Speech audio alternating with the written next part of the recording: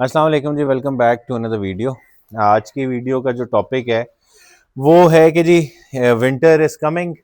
और जब दो मौसम आपस में मिल रहे होते हैं तो उसमें दो तीन एहतियात हैं, वो बहुत ज़रूरी होती हैं। तो उस पर थोड़ा सा बात करते हैं और साथ जो है इनके खुराक की तब्दीली जो आपने करनी है, इन चीज़ों का जो है वो ख्याल रखना है। तो वो सारी चीज़ें स्टेप वाइज जो है मैं आपसे डिस्कस करता हूँ। अच्छा, मैं जो भी ये बात कर रहा था कि जो है विंटर इज़ कमिंग, और उस पे मैं एक चीज़ ना सोचा ये करता हूँ कि अल्लाह ताला को कितनी सारी दुआएं रोज़ जो हैं लोग करते हैं, और ये उसी की मसलहत है और उसी का फ़ैसला है कि किसकी दुआ कब कबूल होनी है।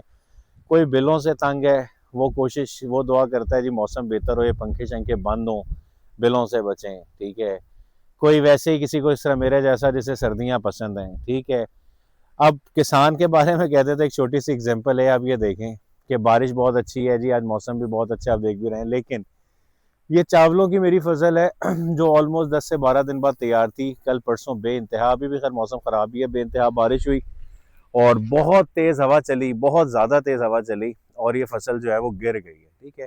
मैं ये नहीं कहता कि ये टोटल लॉस है, खुदा ना खास्ता, लेकिन ये एक बहुत बड़ा लॉस है। मैं वीडियोस तो वो बनाता रहता हूँ शबीहात से रिलेटेड, जानवरों से रिलेटेड। तो ये भी बड़ा जो है ना, अच्छा, जिन चीज़ों का इख्तियार मेरे हाथ में नहीं है, मैं उनके बारे में ज़्यादा परेशान नहीं होता, खुदा जाने उसकी मसलियत जाने। लेकिन फिर भी मेरे लिए ये कहना आसान है क्योंकि ये मेरा ब्रेड एंड बटर नहीं है, ठीक है। मैं ज़िंदगी का मेरा इस पे डिपेंडेंट नहीं है गुजारा। तो मैं तो ये, लेकिन वो बंदा जो सिर्फ काम ही ये कर रहा है और जिसका अब ये हो गया जी 2-3 महीने की फसल मेहनत करके आए हैं, तैयारी है, और उसके बाद एंड पे ये हो जाए, तो उसके लिए सिचुएशन बहुत जो है ना वो दर्दनाक किस्म की है और मुश्किल है। तो अल्लाह ताला परवरदिगार आलम हर किसी के रिज़्क़ की हिफाजत फरमाए, उस पर बरकत डाले और सबको जो है वो अपनी आफात से महफूज रखे। अच्छा, जो विंटर जब आ रहा होता है ना, उसके तो कुछ अलामात वैसे ही इंसानी तौर पर तो वैसे ही क्लियर वाज़ेह हो जाती हैं। मौसम बदल रहा है, टेम्परेचर ड्रॉप कर रहा है, लेकिन जानवर के महसूस कर रहा है मौसम की जो चेंज है, उसकी सबसे बड़ी मिसाल है ये नया कोट आना। अगर आप इसको पिछले फ्रेम्स में देखेंगे, पिछले किसी वीडियो में देखेंगे 3-4, तो इसका जो कलर है वो लाइट ब्राउन से कलर का जिस तरह हुआ होता है गर्मियों में जब पूरा कोट शेड होता है, और जब जैसी सर्दियां आना शुरू होती हैं तो ये अपने डार्केस्ट टोन में चला जाता है। तो एक बहुत बड़ी इसकी ये क्लियर जो है वो है चीज़ है कि हो जाए। दूसरा, अभी पिछले फ्रेम में आप देख रहे थे कि पिछाड़ी में सही नहीं खड़ा हुआ था, अगला रस्सा ढीला था। तो ये पिछाड़ी लगाने का फायदा नहीं होता। अगर आपने पिछाड़ी लगानी है तो अगला रस्सा इतना रखें कि ये खुरली तक थोड़ा सा खिंच के जाए, उससे ये जरा टांगों की थोड़ी सी बनावट और घोड़े को सलीका रहता है। तो अब आ जाते हैं जी इनकी खुराक से रिलेटेड। खुराक से रिलेटेड पहले अब ये खरखरा जो है, जैसे ही आपका जो है जानवर अपना कोट नया कर रहा हो, उसमें ये खरखरा डेली बहुत जरूरी है। आम रूटीन में अगर आप एक आधा दिन ना भी बारें, मतलब बहुत ज्यादा मिट्टी में नहीं लेटा हुआ तो खैर है, लेकिन इन दिनों में जब ये अपना कोट चेंज कर रहा है, क्योंकि इसके बाल बढ़ेंगे, इसमें मिट्टी ज्यादा जज्ब हो जाएगी, तो ये जो खरखरा है इसका सही तरीके से लगना और मिट्टी का निकलना बड़ा जरूरी है। ऐसे शेडिंग भी आराम से हो जाती है और नया कोट भी बड़ा खूबसूरत और शाइनी सा हो जाता है। अच्छा, अब आ जाते हैं जी इनकी खुराक वगैरह पे। और जो है खुराक में आपको इसकी तब्दीली करनी पड़ेगी। अच्छा, पहले मैं बता दूं कि मैं क्या डाल रहा हूँ। मैं इनको दाने में जौ डालता हूँ जी, ठीक है, चने डालता हूँ, साथ चोकर थोड़ी सी मिक्स कर देता हूँ। ये बेसिक चीज़ें ही चलती हैं मौसम के हवाले से।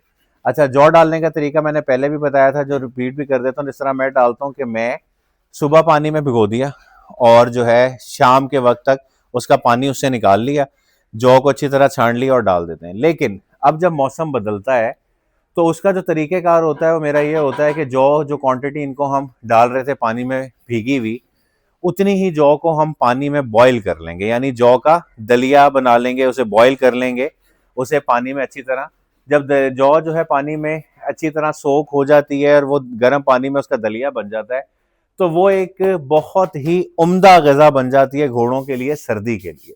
क्योंकि एक तो उसके ये है कि डाइजेस्टिबिलिटी बढ़ जाती है, वो घोड़ों को गर्माइश देती है, इनका गट जो है वो मेंटेन करती है और उसका रिजल्ट बहुत अच्छा है। साथ अब आप जो है वो जौ की क्वांटिटी थोड़ी सी कम करके चनों की क्वांटिटी बढ़ा सकते हैं। अच्छा, चने भी जो हैं, मैंने कभी भी इनको ड्राई चना नहीं डाला, हमेशा चने जो हैं वो 15-18 घंटे जो है वो पानी में भिगोए जाते हैं, उसके बाद डाला जाता है। ड्राई चने जो हैं वो रिकमेंडेड नहीं है, हमारे यहाँ डाले ज़रूर जाते हैं, लेकिन किसी भी आप फोरम पे देख लें तो वो रिकमेंडेड नहीं है। तो जो सोक्ड है चना, उसका फायदा ये होता है कि एक तो वो पानी भी अंदर जाता रहता है, क्योंकि सर्दियों में भी पानी की वैसी कमी हो जाती है, ये पीते कम है। तो जब चने सोक्ड होते हैं तो वो उससे पानी की कमी पूरी होती है, प्रोटीन भी बहुत हाई, एनर्जी भी बहुत ज़्यादा जो है वो उसकी हाई होती है।